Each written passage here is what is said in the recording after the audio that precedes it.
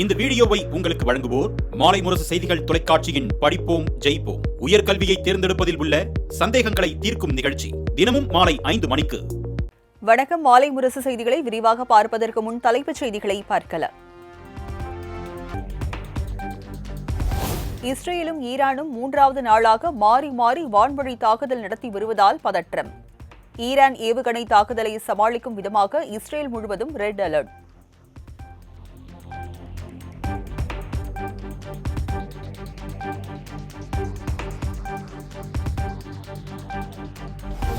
Israel நடத்திய தாக்குதலில் ஈரானின் உளவுத்துறை தலைவர் முகமது கஜேமி கொல்லப்பட்டார். இஸ்ரேல் பிரதமர் பெஞ்சமின் நெத்தன்யாகு அதிகாரப்பூர்வ அறிவிப்பு.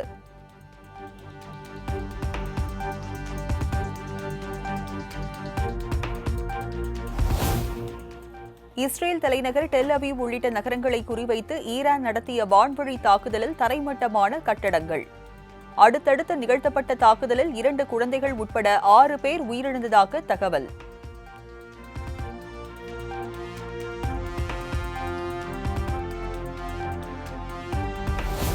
அணுசக்தி திட்டத்திற்கு அச்சுறுத்தலாக இருக்கும் அதிபர் டிரம்பை கொல்ல விரும்புகிறது ஈரான்.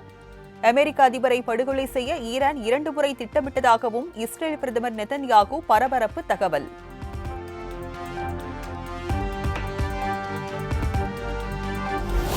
இந்தியா பாகிஸ்தான் போன்று இஸ்ரேலும் ஈரானும் பேச்சுவார்த்தை மூலம் பிரச்சினைக்கு தீர்வு காண டிரம்ப் அழைப்பு. ஈரான் உச்ச தலைவர் கமேனியா கொலை செய்ய இஸ்ரேல் திட்டமிட்டிருந்ததை டிரம்ப் தடுத்து நிறுத்தியதாக அமெரிக்கா வெளியிட்ட தகவலால் பரபரப்பு.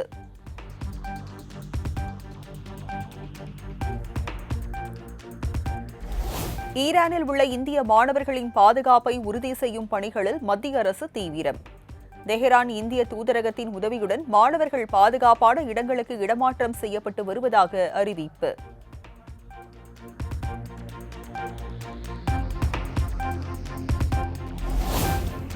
இஸ்ரேல் ஈரான் இடையே மோதல் முற்றி வருவதால் கச்சா எண்ணெய் இறக்குமதி தடைப்படும் அபாயம். இந்தியாவில் பெட்ரோல், டீசல் மற்றும் எரிவாயு விலை உச்சம் காண வாய்ப்பு உள்ளதாக தகவல்.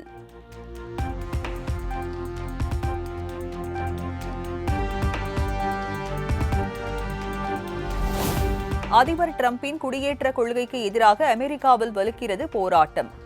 லாஸ் ஏஞ்சல்ஸில் கல்வீச்சு, வாகனங்களுக்கு தீ வைப்பு என போராட்டத்தில் ஈடுபட்ட கலவரக்காரர்கள் மீது போலீசார் கண்ணீர் புகைக்குண்டுகளை வீசியதால் பரபரப்பு.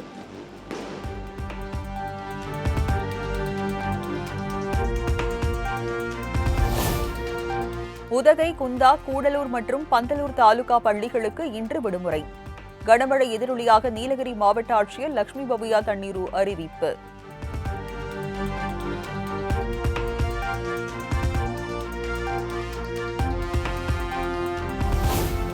கோவை மாவட்டம் வால்பாறை சுற்றுவட்டார பகுதிகளில் அதி கனமழை பெய்து வருவதன் எதிரொலி.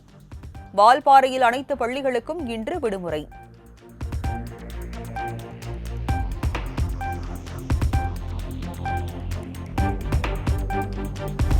கோவை பில்லூர் அணை 2வது முறையாக நிரம்பியதை அடுத்து பவானி ஆற்றில் வெள்ள அபாய எச்சரிக்கை. அணையில் இருந்து 14,000 கன அடி நீர் திறக்கப்படுவதால் ஆற்றில் இறங்கவோ பரிசல் மூலம் கடக்கவோ கூடாது என மாவட்ட நிர்வாகம் அறிவுறுத்தல்.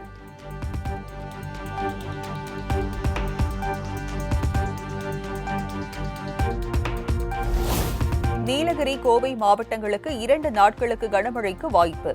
சென்னை வானிலை மையம் தகவல்.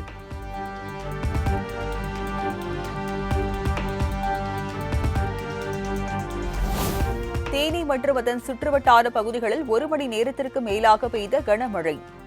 வெப்பம் தணிந்து குளிர்ச்சியான சூழல் நிலவியதால் மக்கள் மகிழ்ச்சி.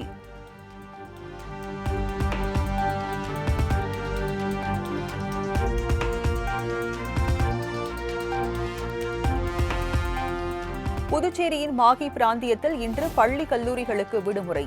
கனமழை எச்சரிக்கையை அடுத்து முன்னெச்சரிக்கையாக நடவடிக்கை.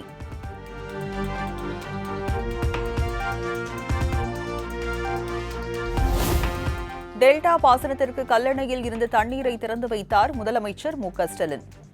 தஞ்சை, நாகை, திருவாரூர், மயிலாடுதுறை மாவட்டங்களில் சுமார் 5 லட்சம் ஏக்கர் விளைநிலங்கள் பாசன வசதி பெறும். தஞ்சாவூர் பழைய பேருந்து நிலையம் அருகே முன்னாள் முதலமைச்சர் கருணாநிதியின் முழு உருவ சிலை திறப்பு. கருணாநிதியின் புகைப்படத்திற்கு பூக்களை தூவி முதலமைச்சர் மு.க.ஸ்டாலின் மரியாதை.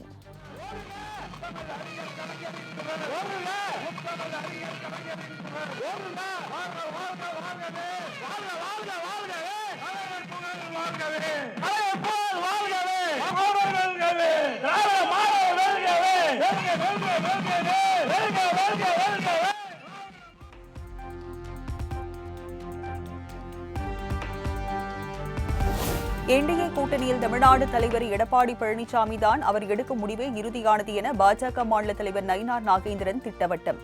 திருச்சியில் பேரணி நடத்த அனுமதி வழங்கிய தமிழக அரசு பாஜக பேரணிக்கு அனுமதி மறுத்து ஒருதலைபட்சமாக செயல்படுவதாக குற்றச்சாட்டு.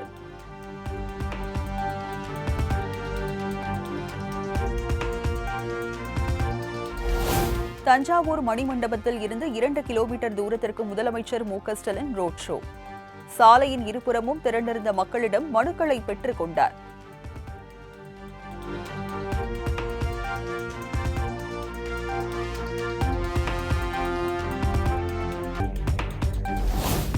டென்ஷன் ஆகாமல் 100 ஆண்டுகள் மகிழ்ச்சியுடன் வாழ வேண்டும் என ராமதாசுக்கு அன்புமணி அட்வைஸ். இரத்த அழுத்தம், சர்க்கரை நோய் என எல்லாம் உள்ளதால் உடல்நலத்தில் அக்கறை காட்டுமாறு அறிவுறுத்தல். ஐயா அவர்கள் 10 ஆண்டுகளுக்கு முன்பு ஐயாவுக்கு பைபாஸ் நடந்தது. இன்னைக்கு ஐயாவுக்கு சுகர், பிபி எல்லாமே இருக்கு. அதனாலதான் நான் சொன்னேன், நீங்க நல்லா இருக்கணும், நல்ல உடல்நலத்தோட இருக்கணும், டென்ஷன் ஆகாதீங்க.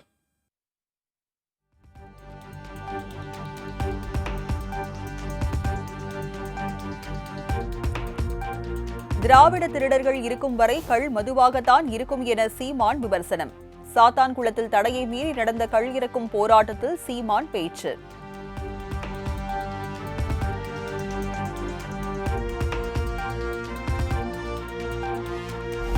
திருச்செந்தூர் முருகன் கோயில் குடமுழுக்கு எப்படி நடத்தப்பட வேண்டும் என்பதை அறநிலையத்துறையும் பக்தர்களும் முடிவு செய்வார்கள். அரசியல்வாதிகள் அதை முடிவு செய்ய முடியாது என சீமானுக்கு கனிமொழி பதிலடி.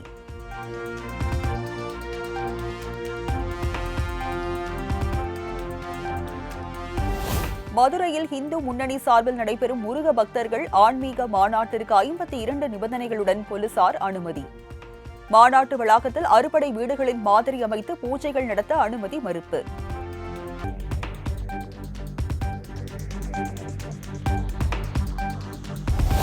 திருவள்ளூர் அருகே காதல் விவகாரத்தில் சிறுவன் கடத்தப்பட்ட விவகாரம்.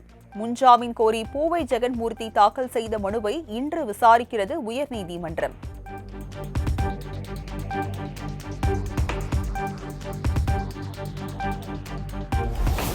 செப்டம்பர் மாதம் முதல் சென்னையில் ஸ்மார்ட் பார்க்கிங் திட்டம் அமல். 1 மணி நேரத்திற்கு சரக்கு வாகனத்திற்கு 60 ரூபாயும், காருக்கு 40 ரூபாயும், பைக்கிற்கு 20 ரூபாயும் பார்க்கிங் கட்டணம் நிர்ணயம்.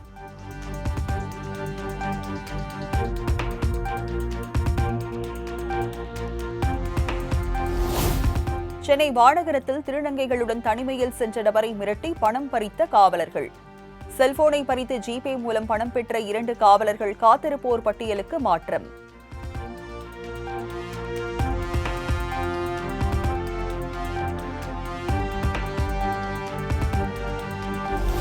தூத்துக்குடியில் 61 நாட்கள் மீன்பிடி தடைக்காலம் நிறைவடைந்ததன் எதிரொலி. பட்டாசு மற்றும் வான வேடிக்கைகளுக்கு இடையே 260க்கும் மேற்பட்ட விசைப்படகுகள் கடலில் உற்சாகத்துடன் களமிறங்கிய மீனவர்கள்.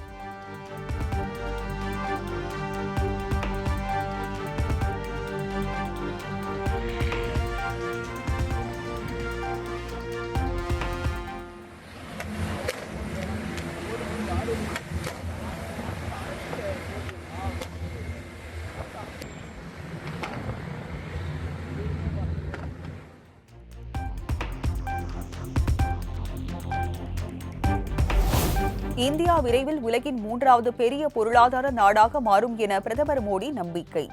கடந்த 10 ஆண்டுகளில் இந்தியாவில் ஒரு டிஜிட்டல் புரட்சி நடைபெற்றுள்ளதாகவும் பேச்சு.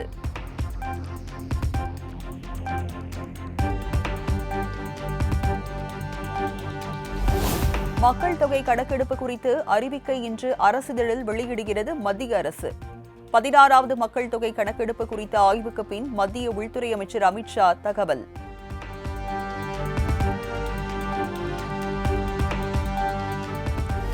274 பேர் உயிரிழப்புக்கு காரணமான அகமதாபாத் விமான விபத்து குறித்து உயர்மட்ட குழு இன்று ஆலோசனை. விமான போக்குவரத்து அமைச்சகத்திடம் 3 மாதங்களில் அறிக்கை அளிக்கிறது மத்திய உள்துறை செயலாளர் தலைமையிலான குழு. காங்கிரஸ் மூத்த தலைவர் சோனியா காந்தி டெல்லியில் உள்ள சர் கங்கா ராம் மருத்துவமனையில் அனுமதி. வயிறு தொடர்பான பிரச்சினை காரணமாக மருத்துவமனையின் இரைப்பை சிகிச்சை பிரிவில் அனுமதிக்கப்பட்டுள்ளதாக தகவல்.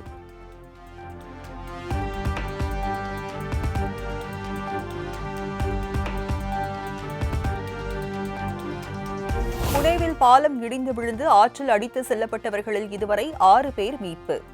4 பேர் உயிரிழந்ததாக கூறப்படும் நிலையில் எஞ்சியவர்களை தேடும் பணியில் மீட்புக் குழுவினர் தீவிரம்.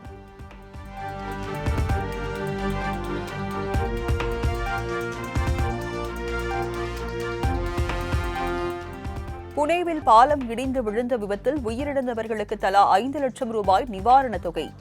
காயமடைந்தவர்களின் மருத்துவ செலவை மாநில அரசே ஏற்கும் என முதலமைச்சர் தேவேந்திர பட்னாவிஸ் அறிவிப்பு.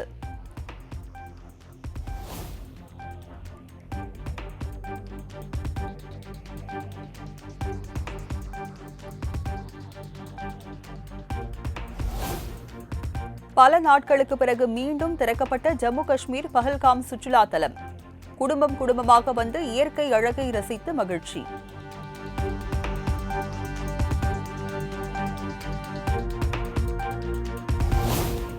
புதுச்சேரி மத்திய பல்கலைக்கழகத்தில் அனைத்து பாடப்பிரிவுகளிலும் அம்மாநில மாணவர்களுக்கு 25% இடஒதுக்கீடு வழங்க வேண்டும். துணை குடியரசுத் தலைவரும் பல்கலைக்கழக வேந்தருமான ஜெகதீப் தன்கரிடம் முதலமைச்சர் ரங்கசாமி வலியுறுத்தல்.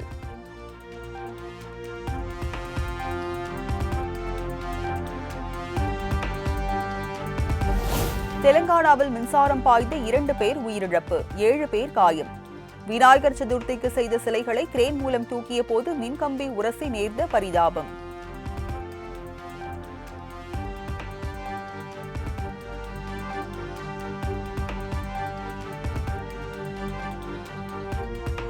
மணாலியில் ஜிப்லைன் கயிறு அறுந்து 30 அடி உயரத்தில் இருந்த பெண் ஒருவர் கீழே விழுந்து விபத்து.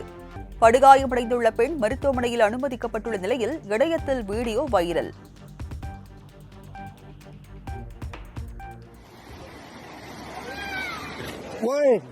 लड़की गिर गई।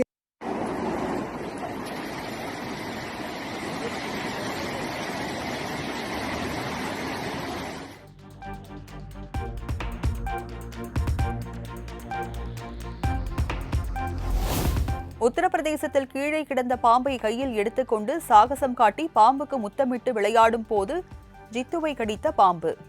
பாம்பு கடி வாங்கிய ஜித்து ஆபத்தான நிலையில் மருத்துவமனையில் அனுமதி.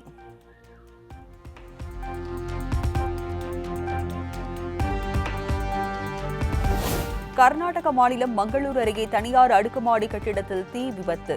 தனியார் கல்லூரி மாணவர்கள் 140 பேர் உடனடியாக வெளியேற்றப்பட்டதால் பெரும் அசம்பாவிதம் தவிர்ப்பு.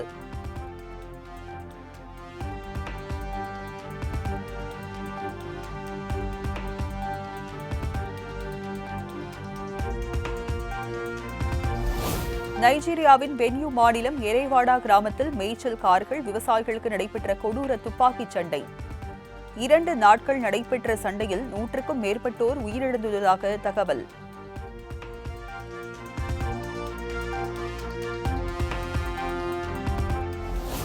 இலங்கையில் ஃபேஸ்புக் நண்பர்கள் குழு மூலம் ஏற்பாடு செய்யப்பட்ட போதைப் பொருள் விருந்து.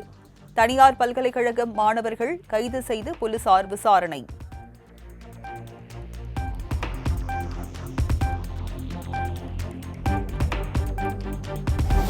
உலக டெஸ்ட் கிரிக்கெட் சாம்பியன்ஷிப் வென்ற தென்னாப்பிரிக்க அணிக்கு 30 கோடி ரூபாய் பரிசு தொகையை அறிவித்தது ICC. 2ஆம் இடம் பிடித்த ஆஸ்திரேலியாவுக்கு 18 கோடியும் 3ஆம் இடத்தில் உள்ள இந்தியாவிற்கு 12 கோடியும் பரிசு தொகை அறிவிப்பு.